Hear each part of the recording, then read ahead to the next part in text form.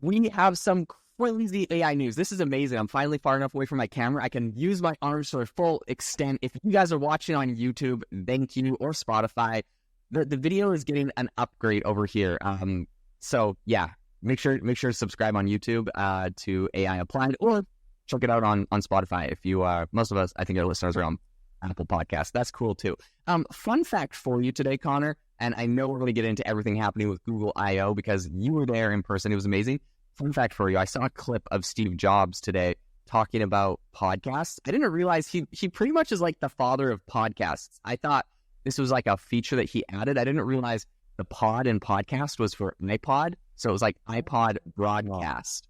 Dude, I didn't even realize that. I don't know, maybe I was late to the game or something. In any case, we have a big shout out to Steve Jobs for inventing the podcast. But Conor recently got invited. He was in person at Google I/O with Logan Kilpatrick, our good friend. I'm salty I didn't get invited, but I'll try to curb my saltiness. I'm going to give you a balanced review of everything happening from Google because I think Conor might be compromised at this point. He was in the belly of the beast. He was in the headquarters. He's going to have good things to say. I'll try to, push back a little bit. But Conor, give us a rundown of what it was like being at the Google I/O event. It was hard not to be starstruck, I got to tell you. But the cool thing was that, thanks for Google to Google for inviting me over there. Got the whole VIP treatment over there.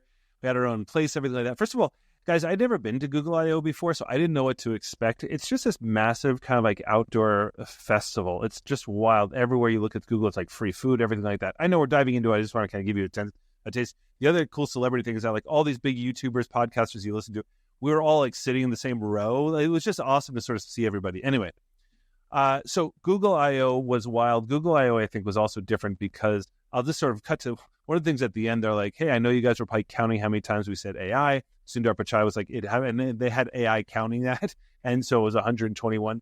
But Jaden, I'm just going to run through a few things. Guys, we are not even going to get to everything Google did, but we just want to sort of like fill you in on the things that I thought most important. Also got the biggest reaction from the crowd. That was the other thing about being in this crowd of tens of thousands of people, whatever. It's just like you sort of like felt the vibe of what people were excited about, what they weren't excited about, and all that kind of stuff.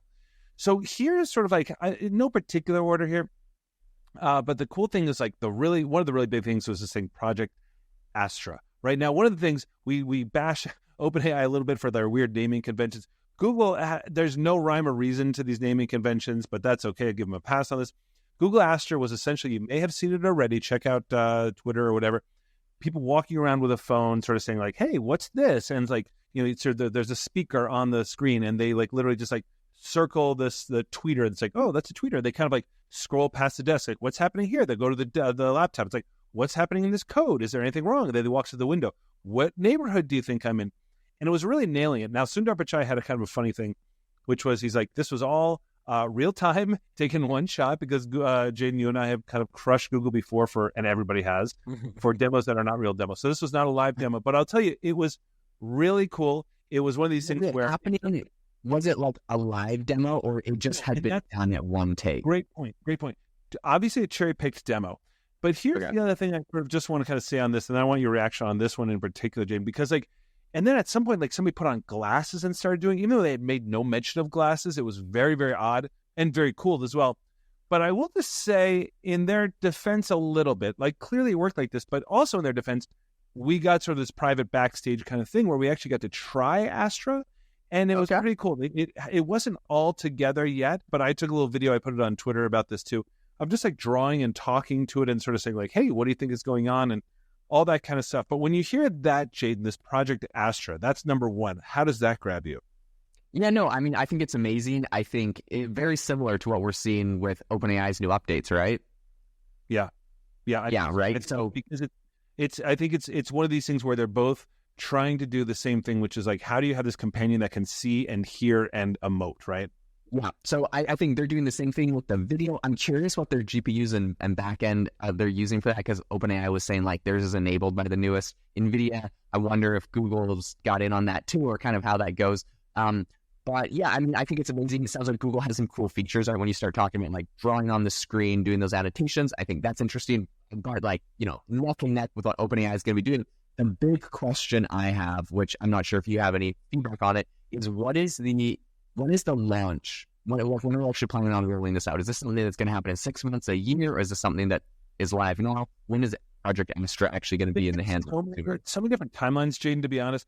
I mean, it's this year, but I remember this being like kind of like a summer thing. But, I don't know if this kind of thing gets pushed back.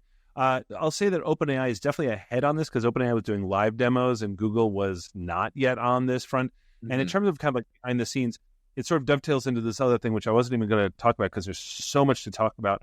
But Google Flash, which is a sort of a tighter, sort of cheaper model, but it's still, I think, at the level of, 1.5 Pro, which is now available to everybody because now they have, even Gemini is getting an upgrade. But when I was doing the demo, they were using Flash, which just meant that the latency was very low, which just meant that for folks out there, sort of like just the speed. So when you're talking to it felt like a real conversation. But it was this pretty multimodal thing. So if you remember the demo that everybody crushed, it's now that, except it's real. It kind of sounds strange, but you could put things in front of it, be like, hey, what's this? Hey, what's it doing? And you could talk. So it became like this very multimodal, meaning like you were talking to it, it was looking at you, you were looking at it, all that kind of stuff. That was really cool. I think that was like their big thing in terms of like, look at the wow stuff. But then, Jaden, I kind of want to dive into like all the stuff that Google should be good at. Any last thoughts on Astra before we move into the other stuff? Yeah, I mean, I think awesome. I'm giving Google a pass for actually coming out with a demo that wasn't faked. So I give this a pass. My one note of skepticism on it is OpenAI definitely is ahead because it feels like they're about to roll it out around the corner. Sam Altman recently tweeted out on what they're doing. Like it's not available right now, but in the next coming weeks, it should be. So it seems like they're further ahead. And it feels like Google is like, hey, look, we have a cool demo too that can do like sort of the same thing, but it's not like production ready.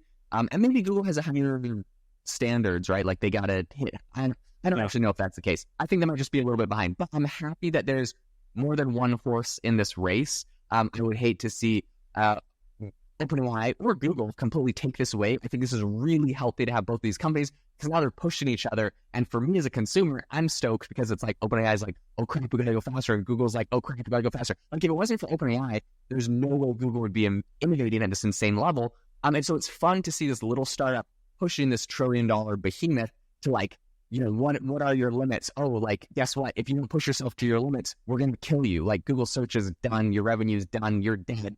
So I love this. Like, this is so exciting for me. I think I love seeing, it's not just like Google's like, we're going to innovate for fun. It's like, we're going to innovate or we're going to die. That is what I love. Yeah. And I think Google's doing a good job of putting the pedal to the metal. Yeah, no, Google, that's such a good way to say it, I think, because Google right now is like the Roman Empire. Do you know what I mean? Like, they're like, look, we can never be taken down. But 1,200 years, but still the Roman Empire came falling down. Why? Because it kind of kept getting chipped away at it. It was just too big. And I think two things are happening. I remember a person from Google came to NYU Stern, where I am, and they were sort of saying like, yeah, of course everybody else is ahead because we have to be more careful. And I don't know. I mean, I think that, yes, part of that is absolutely true. Secondly, when you talk to Googlers, especially sort of like Googlers who have been in different places, it's like Google is a battleship. It's a behemoth. It's not like a sort of like a little, tiny sort of like boat that can like spin around and do circles and all that kind of stuff, right? It has to sort of like move at a certain pace. There's a huge bureaucracy to it. I don't even mean that as a bad thing because they have more brilliant people than any place sort of like per capita probably on the planet. But I think the interesting thing on that is that like they are trying to take care of like, tons and tons of users and not dig into and not sort of like lose what actually makes them money, which kind of brings me to, let's break it down. We'll break it down sort of like Project Astra, kind of cool stuff, and then search and then workspace. So the second thing I'll talk about is search. Search is something that they should have gotten right already. I'm not trying to bash Google, but like, my gosh, like how are you letting Perplexity in the game, U.com in the game? I am just blown away by this. Like, you have everything you need. The fact that Perplexity is now a unicorn is insane. You know what I mean? So, but I think this Google I/O actually really kind of like picked up on that. And they're like, okay, here we go. Right. So, I mean, what they're doing now is just making search essentially, Jaden, more like Perplexity, right? Where it's sort of like, they were kind of talking about it as if like, isn't this amazing? If Perplexity didn't exist, we'd be like, holy cow, this is incredible. But everything Perplexity does, when you search for something, it helps you find it's like, oh, are you sort of like maybe looking for this or something like this? Now, the funny thing is that I think they call it like AI overviews. This is the weird thing. Just keep calling it search. I don't get it. But anyway, but it's this augmented search. But it's it's sort of like one of the things where you can also do search for like in videos, like you can go to YouTube and be like, hey, I'm watching this video on biology, like give me a quiz, blah blah blah. So anyway, it's this is more of an announcement, like finally, because my gosh, if Google gets search right, I do not see how they don't steamroll everyone else, right?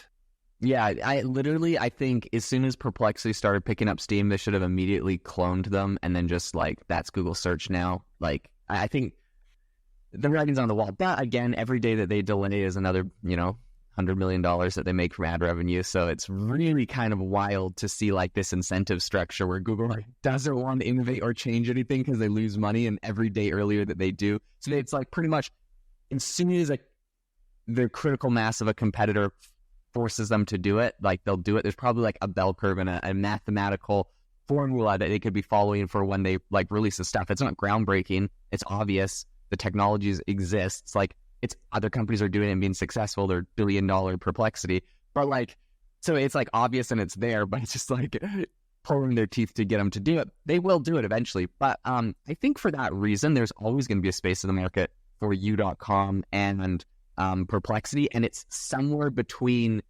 somewhere in that alpha of like the money that they're going to lose to innovating faster and like and doing the right thing. There's always going to be a spot in the middle for these other companies who are always pushing the envelope as much as they can, and Google not wanting to push it that much and lose money. And so I think it's kind of cool. There's a carve out in the market where I think that those companies will always have a solid place as they're innovating and just like getting into what would be Google's revenue. So I think that's interesting. Yeah. One thing I have to ask you about, Conor, because you were at this whole event, there's a meme that's going viral. I don't know if you saw it, but they said this is the Google Live demo of the platform. It wasn't even during the actual thing. They like shared a bunch of videos after it. It's like some guy, he looks like he's like 22, like just in a hoodie, like just showing off some demos. They're like, this is like OpenAI doing, and like this is like Google's demo thing. And there's like the guy screaming with his weird bathrobe on and yelling like some crazy like song yodel thing. And they're like, Google has reached pinnacle Hooli, which I don't know if you've seen the TV show Silicon Valley, but Hooli is like the company that everyone's making fun of Google for. Give me your live take. Has Google reached the pinnacle Hooli? Okay, so I'll say this about this. It's funny that you bring this up, and I don't think I'm betraying any confidences around this, but like, so first of all, I'm there with like all these like influencers, right? Like, I mean, all these people that we read on Twitter, watch their YouTubes, all that kind of stuff. So it was great to see their reaction. But I will say, we'd all seen the OpenAI thing, and you're right. It was literally like some dude like in his his bedroom be like, "Hey man, I wonder if it can do this," and it's like live. And that was just like the vibe. I felt like that was the vibe when they released GPTs and everything like that too. I called it like a middle school auditorium vibe kind of thing. It was just like, they're just like, whatever, man. It's all about the tech, right? Yeah. Google, it was funny, right? Because so I'm there, I'm watching it. And yeah, and first of all, is Mark Roblier. Gosh, I'm so sorry. I can't remember his name. But that was like pumping everybody up and like going nuts. It was actually like really, really fun. But then they went on stage and I didn't even notice this. And Jade, I have to admit, at a business school, you don't tend to like pick up on stuff because everything tends to be pretty polished. But like all of a sudden, and again, apologies if I'm betraying her confidence, but she did post about it. Allie K. Miller is texting me during this thing. And she's like, hey, maybe I'm not seeing something. Is everybody over 40 and in a blazer? And I'm like, kind of. She's like, this feels like a miss. And I'm like, it doesn't kind of feel like a miss. And the next person would come in and she would just text me again. She's like, are you serious right now? Because she's watching the live stream. And again, she tweeted about this. Go find her posts. Like she does great posts about this. But I was sort of like, then I noticed it. It got a little younger as it kind of like went on. But it was definitely that like very organized. But also, guys, this is Google I/O once a year. This is not a 700-person essential startup. This is Google that has essentially a half of the world's population as eyeballs on their stuff. They cannot afford to go wrong. Put them in blazers. I'm cool with that part. That's hilarious. Yeah. I guess that's okay. We'll get started this time. So give me a rundown on, we've done the video, we've done their search. Any other things that really stood out to you at this event that were impressive?